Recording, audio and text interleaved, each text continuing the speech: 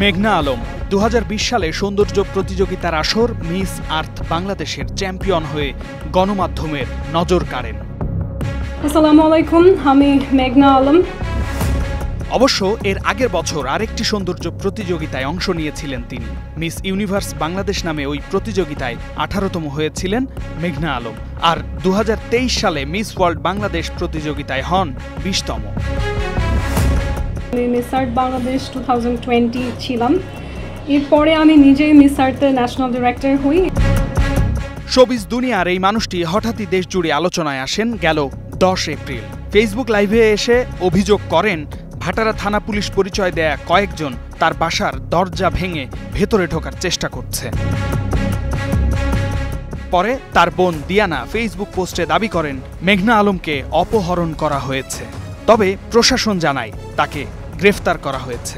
মেঘনা আলমের বিরুদ্ধে প্রতারণা ও চাঁদাবাজির মামলাও দায়ের হয়। জামিন পেয়ে 29 এপ্রিল কারামুক্ত হন তিনি। কেন যেন আসলে সমাজে ভালো কাজ করতে গিয়ে অনেক বাধা পেতে হয়, আমার ক্ষেত্রেও হয়তো সেটাই হয়েছে। শুধু দেশে নয়, বিদেশেও নানা কর্মকাণ্ডে জড়িত ইন্টারন্যাশনাল লিডারশিপ ট্রেইনার, মডেল ও মিস বাংলাদেশ ফাউন্ডেশনের চেয়ারপারসন মেঘনা আলম। তিনি জানান অন্তত 14টি দেশে নারী অধিকার নিয়ে কাজ করছেন তিনি। এবং মিস আর্থের মতন আরও 14টি, ইন টোটাল 15টি আন্তর্জাতিক সংস্থা যারা নারী অধিকার নিয়ে কাজ করে। এই সংস্থাগুলোর বাংলাদেশ পার্টের ন্যাশনাল ডিরেক্টর আমি। মেঘনা আলম দাবি করেন এই কাজের সূত্রে বিভিন্ন দেশের রাষ্ট্রদূতদের সাথে যোগাযোগ রাখতে হয় তাকে।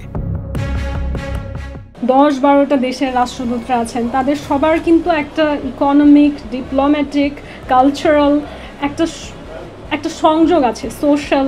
এবং শুধু কিন্তু সৌদি একটি দেশ না, বাংলাদেশকে যদি সামনে এগিয়ে যেতে হয় সামগ্রিকভাবেই কিন্তু গ্লোবালি নিজের অবস্থানটা শক্ত সুন্দর রাখতে হবে।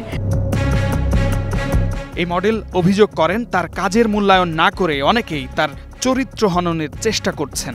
এই প্যালেস্টাইন অ্যাম্বাসেডারের বাসায় যখন আমি যাই তখন তার ওয়াইফ বলে যে এত সুন্দর একটা মেয়ে, আমার ছেলে এখনো অবিবাহিত কেন?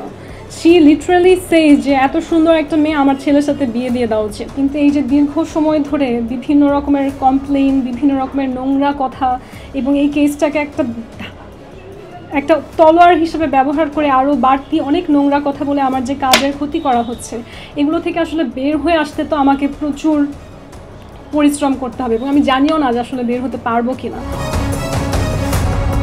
বাংলাদেশকে বিশ্ব দরবারে পৌঁছাতে সবাইকে কাজ করার আহ্বান জানান মডেল মেঘনা আলম। শামীম বিশ্বাস, স্টার নিউজ।